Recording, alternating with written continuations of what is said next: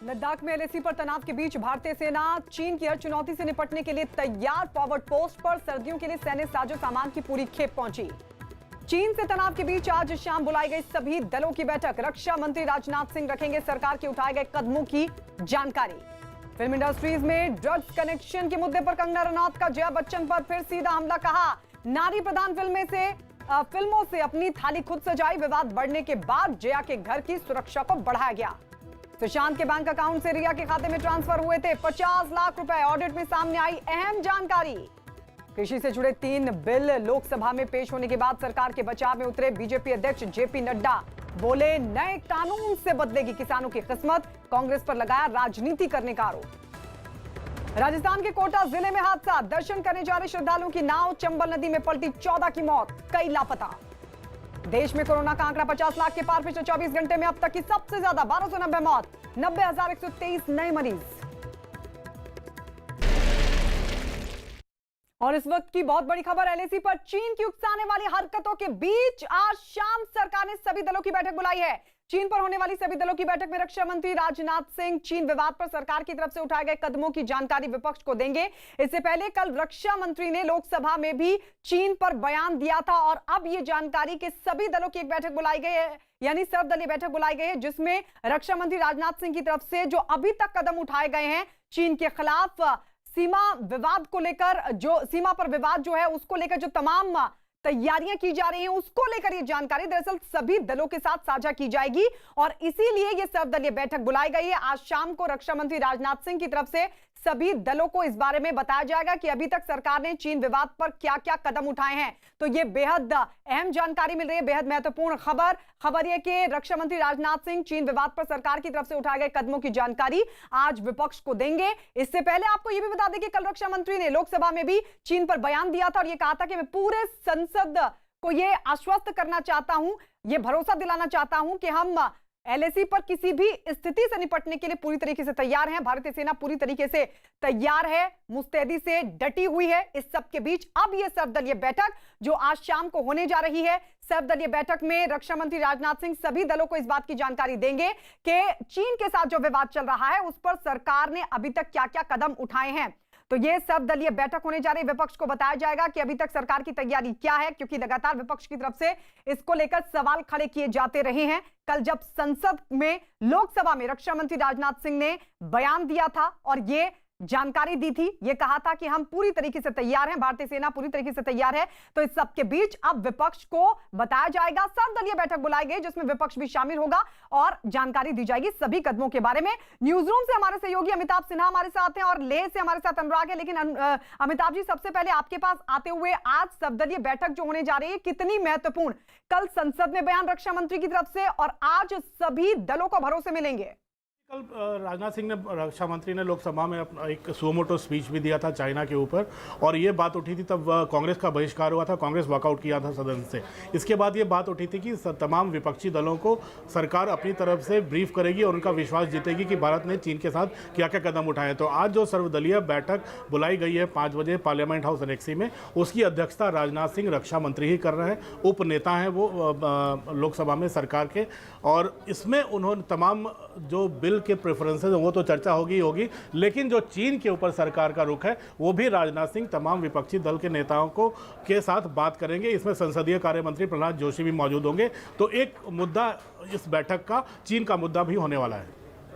अनुराग, आप इस बैठक को किस तरीके से देखते हैं? हालांकि जब जब इस तरह के सवाल उठे हैं तो ये रहा है कि सर्वदलीय बैठक बुलाई जाती है, विपक्ष को भरोसे में लेने की कोशिश सरकार की तरफ से होती है, लेकिन जो हालात हैं, क्योंकि हम सुबह से लगातार, हम पिछले कई दिनों से बने हुए हैं, अनुराग आप भी बने हुए हैं, संदीप भी लगातार अपडेट दे रहे हैं कि किस तरीके की बड़े पैमाने पर तैयारी एलएसी पर इस वक्त देखने को मिल रही है। इस दौर में, इस वक्त में, इन हालातों में इस बैठक को कितना महत्वपूर्ण माना जाए अनुराग? देखिए, बहुत बहुत इंपॉर्टेंट है इस तरीके की मीटिंग अगर होती है और कॉन्फिडेंस बिल्डिंग मेजर एक तरीके से कह सकते हैं विद इन पॉलिटिकल पार्टीज, ताकि सारी पॉलिटिकल पार्टी कम से कम एक राय हो। कल जिस तरीके से पार्लियामेंट में जो स्पीच रहा, जो एक ये कह सकते हैं कि डिफेंस मिनिस्टर ने अपना स्टेटमेंट दिया, वो बेहद महत्वपूर्ण था, बहुत ही ज़्यादा महत्वपूर्ण था। एक क्लियर मैसेज था वो आर्म्ड फोर्सेज के लिए कि हमारी एक देश के रूप में क्या हमारी सरकार ने और हमारे देश ने एक लाइन ली है, वो लाइन ड्रॉ की थी कल। और आज जिस तरीके से कॉन्फिडेंस बिल्डिंग मेजर हो रहा है, ये बहुत लंबे, बहुत बड़े स्तर पर एक मैसेज देने का काम करता है, न सिर्फ आर्म्ड फोर्सेस में बल्कि जो पॉपुलेशन एट लार्ज है उन पूरे देश को एक लाइन में खड़ा करने का ये एक प्रयास है, ताकि तमाम पॉलिटिकल पार्टियां जो अंदरूनी विरोध है, सिर्फ पॉलिटिक्स के लिए विरोध करने को छोड़ करके कम से कम इस मुद्दे पर चाइना के साथ जो कन्फ्रंटेशन चल रहा है, जो स्टैंड ऑफ चल रहा है भारत का, उसमें कम से कम सारी पॉलिटिकल पार्टीज एक राय हों। और अगर ऐसा होता है तो आर्म्ड फोर्सेस पूरी तरह से बॉर्डर पर तैयार है, मुस्तैदी से यहां पर सीमा की रक्षा कर रही हैं, और एक साइकोलॉजिकल तौर पर भी उनको यह होगा कि पूरा देश हमारे पीछे खड़ा है, चाहे वो विपक्षी पार्टियां हो, चाहे वो सरकार हो, सब एक सुर में हमारे पीछे खड़े हैं, पूरी तरह से कॉन्फिडेंस में हैं। ये बेहद महत्वपूर्ण मीटिंग है, इस तरीके से कॉन्फिडेंस में लिया जाना सभी पार्टियों को। बिल्कुल अनुराग, आप रहिए हमारे साथ। इस बीच एक बहुत बड़ी खबर मिल रही है चीन की जासूसी से जुड़ी। राष्ट्रपति, पीएम, केंद्रीय मंत्री और वित्तीय संसाधनों की जासूसी के बाद अब जानकारी ये निकलकर सामने आ रही है कि चीन की कंपनी जेनुआ इन्फोटेक ने घोटाले, आर्थिक अपराध, ड्रग्स रैकेट और सट्टेबाजी में शामिल आरोपियों की भी जासूसी करवाई है। जानकारी के मुताबिक चीन ने 6000 से ज्यादा लोगों की जासूसी करवाई, जो किसी घोटाले से प्रत्यक्ष या परोक्ष तौर पर जुड़े हुए हैं। जानकारी यह भी कह रही है कि जेनुआ इन्फोटेक ने चारा घोटाला, सत्यम घोटाला, व्यापम घोटाले से जुड़े अफसरों और आरोपियों की जासूसी करवाई। चीन की जासूस कंपनी ने सोनिया गांधी के दामाद रॉबर्ट वाड्रा और कर्नाटक के पूर्व सीएम एचडी कुमारस्वामी और झारखंड के पूर्व मुख्यमंत्री मधु कोड़ा जैसे चर्चित लोगों की भी जासूसी करवाई है। आपको बता दें कि इन सभी लोगों पर किसी ना किसी घोटाले का आरोप लगा है, जिनकी जासूसी करवाई गई है। अनुराग, चुनौती बहुत बड़ी है। एक तरफ बॉर्डर पर लगातार सेना जूझ रही है, हर स्थिति से निपटने के लिए तैयार है, लेकिन दूसरी तरफ जब इस तरीके के हथकंडे सामने आ रहे हैं, जहां जासूसी हो रही है चाइना की तरफ से, और यहां तक कि यह भी कहा जा रहा है कि हो सकता है कि कहीं ना कहीं जो चाइना है वो बायोलॉजिकल वेपन का भी इस्तेमाल करे, यानी सिर्फ चुनौती एक नहीं है, चुनौती कई है। ये जो चुनौती है, ये कितनी बड़ी आप मानते हैं? क्योंकि जासूसी ना सिर्फ जो लोग आरोपी हैं उनकी करवाई गई है, बल्कि जो अधिकारी जिनके पास बहुत महत्वपूर्ण जानकारियां हैं, उनकी भी जासूसी करवाई गई है। देखिए, मुझे लगता है कि चाइना ने सब कुछ झोंक दिया है, जो कुछ रिसोर्सेज उसके पास अवेलेबल हैं, चाइना ने सब कुछ झोंक दिया है, क्योंकि चाइना को साफ पता है कि ये जो पूरा रीजन है, इसमें और पूरी दुनिया में भी अगर आप देखें तो चाइना को भारत ही टक्कर दे सकता है, चाहे वो पॉपुलेशन के हिसाब से हो, रिसोर्सेज के हिसाब से हो, सेना के हिसाब से हो, तमाम चीज़ों में चाइना को अगर उसका कोई पड़ोसी मुल्क टक्कर दे सकता है तो वो भारत है। इसलिए कमज़ोर करने के लिए भारत को चाइना ने अपनी पूरी ताकत झोंक दी है। ले से लेकर के आप देखिए, तमाम गवर्नमेंट में यहाँ पर भी जो गवर्नमेंट इन एग्जाइल है, तिब्बत गवर्नमेंट इन एग्जाइल है, उसमें इस तरीके का कुछ दिन पहले मामला आया था कि जासूसी यहाँ पर की जा रही थी। उससे लेकर के आप देखिए कि कैपिटल जो भारत की है, दिल्ली में तमाम बड़े नेता, तमाम बड़े नेताओं से जुड़े हुए लोग, तमाम अधिकारी, उन पर जासूसी की जा रही है, प्राइवेट कंपनियों की जासूसी की जा रही है, बिजनेसमैन की जासूसी की जा रही है। और अब ये जो सबसे लेटेस्ट मामला आया है कि जितने भी घोटालों से जुड़े हुए लोग हैं उनकी जासूसी की जा रही है। ये बेसिकली एक डेटाबेस तैयार करने की कोशिश है कि किसी भी एक्सट्रीम सिचुएशन में, अभी तक उस स्थिति में हम पहुंचे नहीं क्योंकि भारतीय सेना ने पूरा मामला संभाल लिया है बॉर्डर पर, लेकिन किसी भी एक्सट्रीम सिचुएशन में चाइना इन तमाम लूप होल्स को एक्सपोज कर सके, ऐसी कोशिश चाइना की थी, जो कि नेस्तो नाबूद हो गई है अपने अंजाम तक पहुंचने से पहले ही। और अब सबसे बड़ी बात यह होगी कि जिन लोगों के नाम आए हैं वो किस हद तक कॉम्प्रोमाइज हुए, उनकी किस हद तक उनकी इंफॉर्मेशन जो है वो लीक हुई, किस हद तक जासूसी हुई, वो जानकारी इकट्ठा करना बेहद महत्वपूर्ण है, क्योंकि वही तय करेगा कि इन लोगों को क्या चाइना किसी भी स्तर पर जाकर के ब्लैकमेल कर सकता है, प्रेशराइज कर सकता है। कामयाब हुई है, और ये अब भारत के लिए कितनी बड़ी चुनौती हो सकता है, ये तभी साफ हो पाएगा जब ये जानकारी निकलकर सामने आए कि आखिर किस तरीके की जासूसी थी और क्या इंफॉर्मेशन जुटाई। इस सबके बीच आपको बता दें कि चीन ने जासूसी कांड से पीएमओ के बड़े अधिकारियों, राज्यों के मुख्य सचिव, डीजीपी को भी निशाना बनाया। करीब 370 से ज्यादा बड़े अधिकारियों की चीन ने जासूसी करवाई है, जिसमें 23 मुख्य सचिव और 15 डीजीपी के नाम भी शामिल हैं। सिर्फ प्रधानमंत्री कार्यालय के आधा दर्जन से ज्यादा अधिकारी इस लिस्ट में शामिल हैं। इसमें प्रधानमंत्री के सलाहकार अमरजीत सिन्हा, संयुक्त सचिव सुमिता मिश्रा और पीएमओ में मंत्री जितेंद्र सिंह के निजी सचिव आशीष कुमार की भी जासूसी करवाई गई।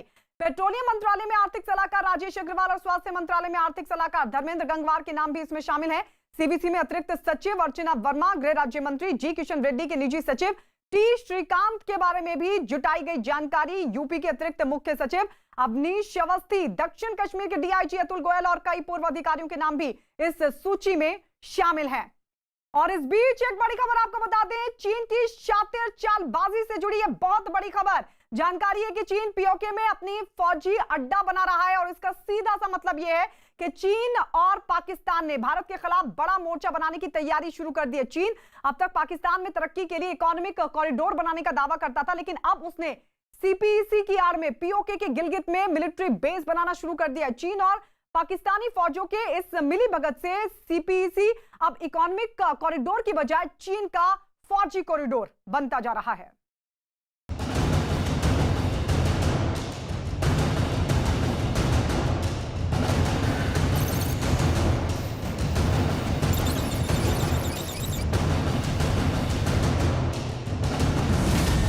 चीन की जासूसी वाली एक और हरकत का खुलासा। सट्टेबाजों से लेकर मोबाइल फोन चोर तक की कर रहा जासूसी।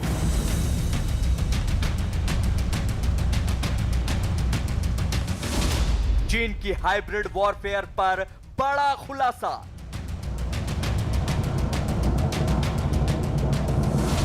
चीन के निशाने पर भारत के 6000 आर्थिक अपराधी।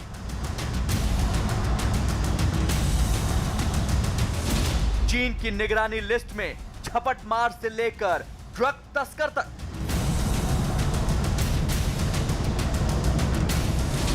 आतंकियों से लेकर दाऊद की हरकतों पर भी चीन की नजर।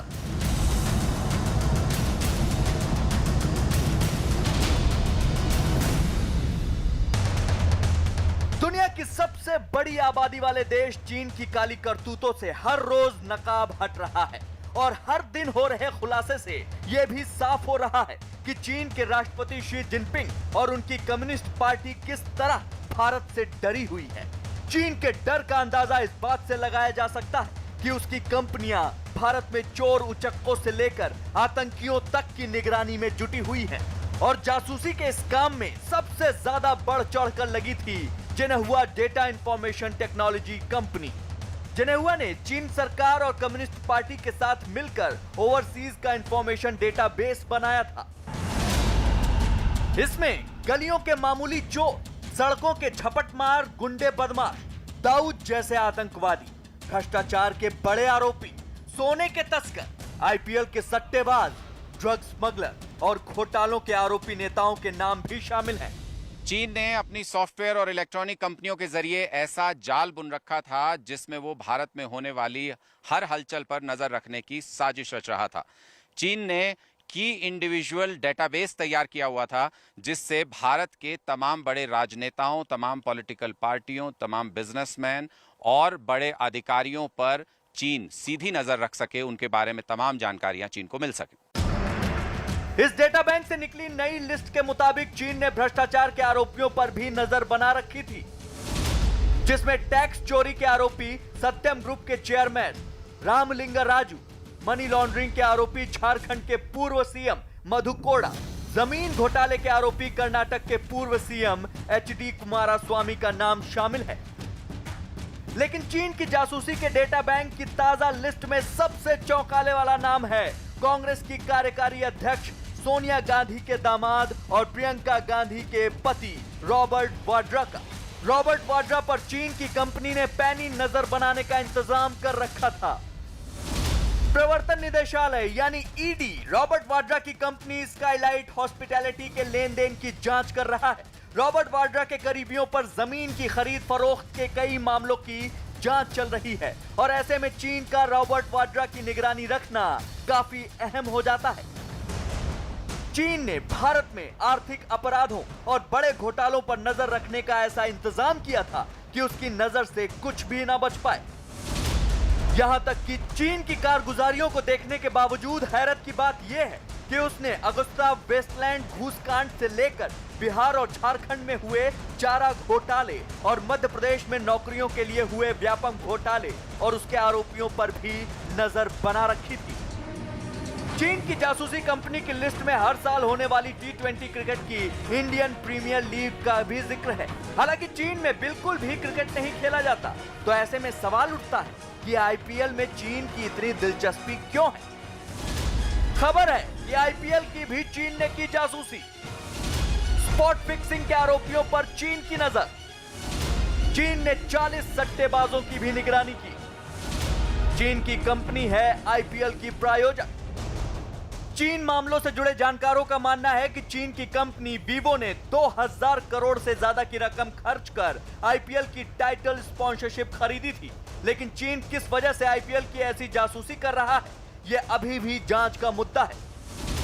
चीन की कंपनी जिन्हें हुआ कि इस डेटाबेस लिस्ट में सोने की तस्करों से जुड़े लोगों की जासूसी, ड्रग्स तस्करों की जासूसी, हाथी दांत के तस्करों की जासूसी, लाल चंदन के तस्करों पर नजर और बाघ की खाल और हड्डियों के तस्करों और मानव अंगों के तस्करों का भी जिक्र है। चीन की क्रिमिनल्स की जासूसी वाली लिस्ट में 100 से अधिक आतंकियों का भी नाम है। इसमें मोस्ट वांटेड दाऊद इब्राहिम के साथ टाइगर मेमन का नाम भी शामिल है। साथ ही बांग्लादेश के आतंकी संगठन जमातुल मुजाहिदीन और डेमोक्रेटिक फ्रंट ऑफ बॉर्डरलैंड के आतंकियों और पीएलएफआई के संचालकों की गिरफ्तारी पर भी इसमें नजर रखी गई है। चीन की इस लिस्ट में छोटे मोटे अपराधियों से लेकर बड़े घोटालेबाजों और आतंकियों तक की जासूसी की बात कही गई है। हालांकि इस लिस्ट में कई नाम चौंकाने वाले हैं, लेकिन जानकारों को अंदेशा है कि चीन एक अलग तरह की हाइब्रिड वॉर की तैयारी में है और भारतीय खुफिया एजेंसियों को पहले से ज्यादा अलर्ट रहने की जरूरत है।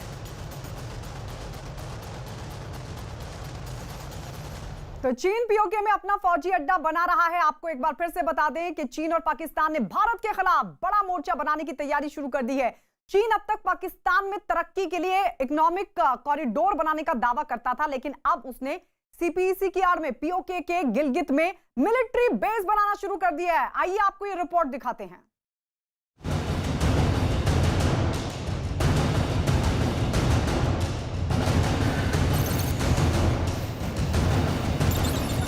सबसे बड़ी खबर, चीन और पाकिस्तान ने मिलकर रची साजिश। पीओके में चीन बना रहा है सैनिक अड्डा।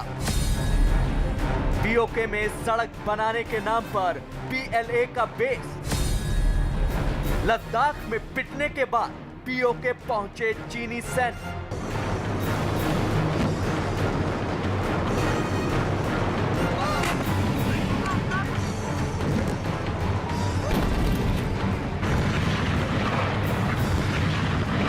15-16 जून को गलवान घाटी में मुंह की एलएसी को बदलने की साजिश को अंजाम देने में लगा है, लेकिन इस बार भारतीय सेना पूरी तरह से तैयार थी और चीन की घुसपैठ की कोशिश को मुंहतोड़ जवाब दिया गया। भारतीय सेना के इसी जवाब से बौखलाए हुए चीन ने अब पीओके में अपने सैनिकों का अड्डा बनाकर भारत को घेरने की साजिश रची है और इस साजिश में चीन का साथ दे रहा है पाकिस्तान।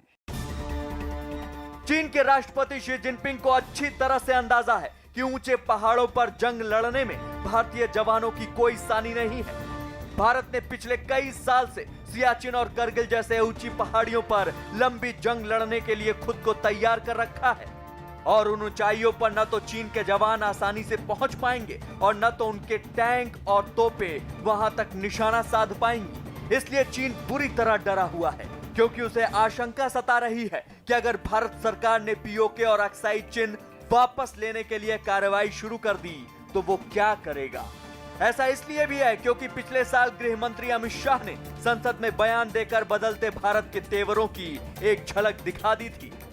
मैं ये बात रिकॉर्ड पर रखना चाहता हूं कि जब मैं सदन में जब जम्मू एंड कश्मीर राज्य बोला हूं तब पाक ऑक्यूपाई कश्मीर और अक्साई चिन दोनों इसका हिस्सा है, ये बात को और हमारे संविधान ने जम्मू कश्मीर की जो सीमाएं तय करी है और जम्मू कश्मीर के संविधान ने जम्मू कश्मीर की जो सीमाएं तय की है उसके अंदर पाक ऑक्यूपाई कश्मीर और अक्साई चिन दोनों समाहित।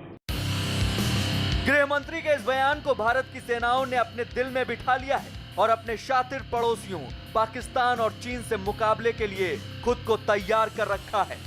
इसीलिए भारत ने सर्दियों के लिए लद्दाख से लेकर जम्मू कश्मीर तक में बड़ी संख्या में जवानों और गोला बारूद को भेजना शुरू कर दिया है। उधर पीओके में बन रहे सैन्य अड्डों और दूसरे प्रोजेक्ट से भारत का ध्यान हटाने के लिए ही चीनी सेना लद्दाख में घुसपैठ और बाकी तमाम तरह की हरकतें करने की कोशिश कर रहा है। चीन का मकसद पीओके से भारत का ध्यान हटाने के साथ साथ मलक्का स्ट्रेट पर अपनी निर्भरता को भी कम करना है, ताकि वो ग्वादर पोर्ट के जरिए अपने तमाम प्रोडक्ट्स का निर्यात दुनिया भर में कर सके। चीन को हमेशा ये डर लगा रहता है कि मलक्का स्ट्रेट में भारत और अमेरिका उसके लिए मुसीबत का सबब बन सकते हैं।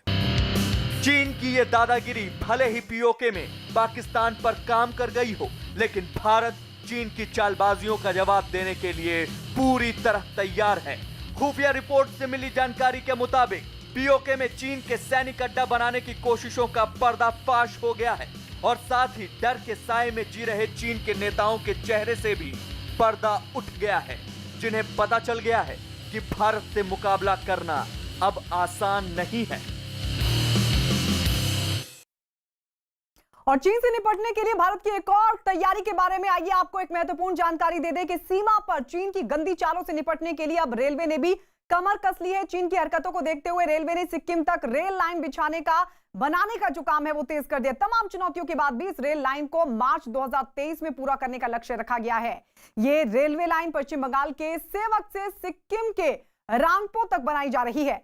सिक्किम पूर्वोत्तर भारत का अकेला राज्य है जहां रेल नेटवर्क मौजूद नहीं है, लेकिन अब रेलवे जल्द ही देश के इस हिस्से को भी अपने नेटवर्क से जोड़ देगा। सेवक से रांगपो तक बनाई जा रही रेल लाइन की लंबाई करीब 45 किलोमीटर है। तो अब रेलवे ने भी अपनी कमर कस ली है और किस तरीके से जो योजना है उस पर काम तेजी के साथ होगा, क्योंकि तमाम चुनौतियों के बीच रेलवे लाइन बिछाने का काम शुरू कर दिया गया है। और जानकारी है कि इस रेल लाइन को मार्च 2023 में पूरा करने का लक्ष्य भी रखा गया है। यह रेलवे लाइन पश्चिम बंगाल के सेवक से सिक्किम के रांगपो तक बनाई जा रही है। सिक्किम पूर्वोत्तर भारत का अकेला ऐसा राज्य है, आपको बता दें, जहां रेल नेटवर्क मौजूद नहीं है, लेकिन अब रेलवे जल्द ही देश के इस हिस्से को भी अपने नेटवर्क से जोड़ देगा।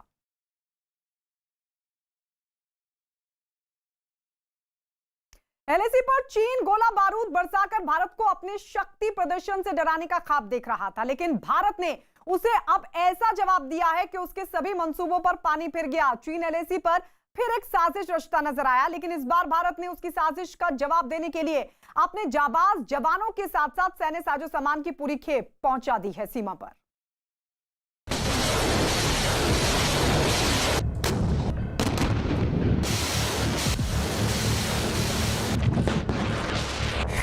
अगर जंग पर आमादा है चीन,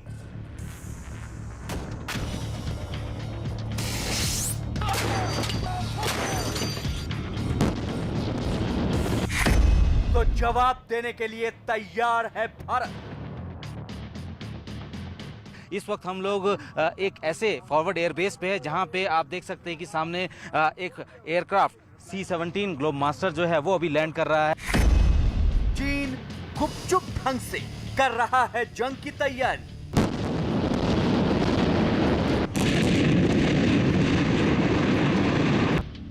भारत खुलेआम चीन को जवाब देने को तैयार। ये है वो चिनूक हेलीकॉप्टर। खास बात इसकी ये है कि ये कितनी भी ऊंचाई वाले इलाकों में आसानी से जो है बहुत ज्यादा सामान जो है वो लेके जा सकता है। एलएसी पर चीन गोला बारूद बरसाकर भारत को अपने शक्ति प्रदर्शन से डराने का ख्वाब देख रहा था, लेकिन भारत ने उसे अब ऐसा जवाब दिया है जिससे उसके सभी मंसूबों पर पानी फिर गया है। चीन एलएसी पर गुपचुप ढंग से सैन्य तैयारी में जुटा था, तो भारत ने उसे जवाब देने के लिए अपने जाबाज जवानों के साथ साथ सैन्य साजो सामान की पूरी खेप सीमा पर पहुंचा दी है। इस वक्त हम लोग एक ऐसे फॉरवर्ड एयरबेस पे है जहां पे आप देख सकते हैं कि सामने एक एयरक्राफ्ट C-17 ग्लोब मास्टर जो है वो अभी लैंड कर रहा है। ये यहाँ जो है साजो सामान लेके आ रहा है, विंटर स्टॉकिंग के लिए ये लोग यहाँ पे लेके आए हैं ताकि यहाँ से इन सामान को आगे फॉरवर्ड एरिया में भेजा जा सके। और लगातार इस तरीके की सॉर्टीज जो है हो रही है। चीन की तैयारियों से जाहिर है कि वो सर्दियों के मौसम का फायदा उठाकर कोई बड़ी साजिश अंजाम दे सकता है। ऐसे में भारत उसे कोई मौका नहीं देना चाहता है, इसलिए भारत ने सीमा पर सर्दियों के मौसम पर सैनिकों की जरूरत का हर सामान पहुंचा दिया है। ये सैनिक और सभी साजो सामान भारतीय वायुसेना के सबसे बड़े एयरक्राफ्ट C-17 ग्लोब मास्टर से लेह पहुंचाए जा रहे हैं। ऐसी ही एक खेप जब सीमा पर पहुंची तो न्यूज 18 भी मौके पर मौजूद था। ट्रूप मूवमेंट के साथ साथ बहुत सारा ऐसा सामान जिसको कि अभी फिलहाल उतारा जा रहा है। आप देख सकते हैं कि जो सामान इस एयरक्राफ्ट में उतर कर आया है उसमें ये पानी की बोतल आप देख सकते हैं, ताकि ये सप्लाई जो है आगे की जा सके, क्योंकि ठंडे इलाके में पीने के पानी की सबसे ज़्यादा दिक्कत होती है। तो ऐसे में इस वक्त जो है वो सारी ज़रूरत का सामान जो है इकट्ठा किया जा रहा है, जो कि सीमा पर तैनात भारतीय जवानों को सबसे ज़्यादा ज़रूरत है, जिनमें पानी भी सबसे ज़्यादा ज़रूरी है। C-17 ग्लोब मास्टर से लेह तक पहुंचाया गया सैन्य साजो सामान अब फॉरवर्ड बेस तक पहुंचाया जाएगा। इसके लिए दुर्गम इलाकों के सबसे माहिर हेलीकॉप्टर चिनूक का सहारा लिया जा रहा है। चिनूक सामानों की खेप लेकर LAC के उन इलाकों में पहुंच रहा है जहां हमारे सैनिक सरहदों के पहरे में जुटे हुए हैं। हाई ऑल्टीट्यूड एरिया में गेम चेंजर के तौर पर जिस हेलीकॉप्टर को देखा जा रहा है ये है वो चिनूक हेलीकॉप्टर। खास बात इसकी ये है कि ये कितनी भी ऊंचाई वाले इलाकों में आसानी से जो है बहुत ज़्यादा सामान जो है वो लेके जा सकता है। ख़ास बात यह है कि इस हेलीकॉप्टर के ज़रिए आर्टिलरी गन्स तक जो है उनको हाई ऑल्टीट्यूड एरिया में भेजा जा सकता है, ख़ास तौर पे कि ऊंची पहाड़ियों में। अभी आप देख सकते हैं कि जो IL-76 C-17 ग्लोब मास्टर से जितना भी सामान उतारा गया था उसको जो है अब यहाँ से जो है चिनूक हेलीकॉप्टर के ज़रिए जो है बाकी उन सारे इलाकों में पहुँचाया जाएगा जहाँ पर सड़क के ज़रिए जाना बहुत मुश्किल है। LAC पर भारतीय सेना अगर सरहदों की निगरानी करती है तो उसकी हर जरूरत का ख्याल भारतीय वायुसेना रखती है, जो हर वक्त LAC पर तैनात जवानों की जरूरत भी पूरा करती है और साथ ही मुश्किल वक्त में उन्हें हर तरह की मदद भी पहुंचाती है। The C-17 heavy lift strategic aircraft and the Chinook helicopters that you have seen this morning are a symbol of jointmanship between the services. These assets have been extensively utilized for movement of heavy military equipment and logistics load across the length and breadth of our country. LAC के इलाकों में सर्दियां आते ही तापमान 0 से -50 degree तक चला जाता है। ऐसी हालत में यहां सांस लेना भी मुश्किल हो जाता है, लेकिन हमारे जवानों को इस मौसम के साथ साथ दुश्मन से लड़ना भी होता है और वो इस काम को बखूबी अंजाम भी देते हैं। लेकिन मौसम से उनकी लड़ाई को आसान बनाने के लिए सैनिकों को खास तरह से बनाए हुए ड्रेस और बहुत से उपकरण दिए जाते हैं। C-17 ग्लोब मास्टर ऐसे सैनिकों की जरूरतों के सामान के साथ LAC पर लगातार पहुंच रहा है। जैसे जैसे ठंड बढ़ रही है, ऊंचे इलाकों में जहां पे भारतीय सेना तैनात है वहां पे ठंड से बचने के लिए पूरे बंदोबस्त किए गए हैं। चूंकि ऊंचे इलाकों में लेयर्स में कपड़े पहनने होते हैं, तो उसी हिसाब से आप देखिए फर्स्ट लेयर है, फर्स्ट लेयर के बाद ये सेकंड लेयर है। चूंकि कलर भी इसका इसीलिए दिया गया है कि अगर सेना के जवानों को किसी ऐसी जगह पे तैनाती की गई है जहाँ पे काफ़ी सारे पेड़ पौधे हैं तो ये कैमोफ्लेज का भी काम करता है। तो वहीं दूसरी तरफ ये जो आप देख सकते हैं कि कभी भी ऐसे बर्फीले इलाकों में जो है जब जाना होता है तब इस तरीके के ये लेयर थर्ड है, इसको पहना जाता है।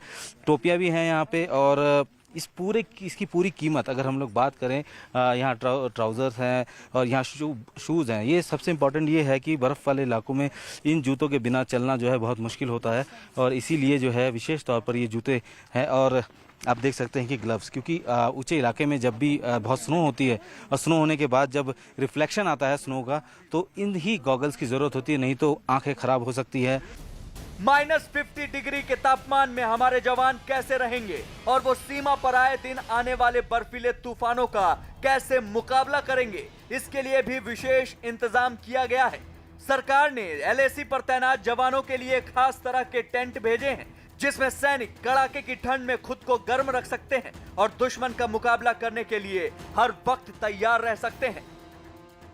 भारत सरकार ने LAC पर तैनात जवानों के लिए विशेष तौर पर व्यवस्था की है, चाहे वो कपड़ों की हो चाहे वो टेंट की हो। इस वक्त हम लोग जिस टेंट के अंदर मौजूद है ये हाई ऑल्टीट्यूड टेंट है। खास बात इसकी ये है कि बाहर से ये पूरी तरीके से वाटरप्रूफ है, यानी कि अगर बर्फ पड़ती है या बारिश होती है तो इसके अंदर बारिश नहीं जाएगी। और दूसरा, अंदर की तरफ से आप ये देख सकते हैं कि ये दूसरा लेयर है जो कि गर्मी जो है, अंदर जो गर्मी है उसको जो है बाहर नहीं जाने देगा।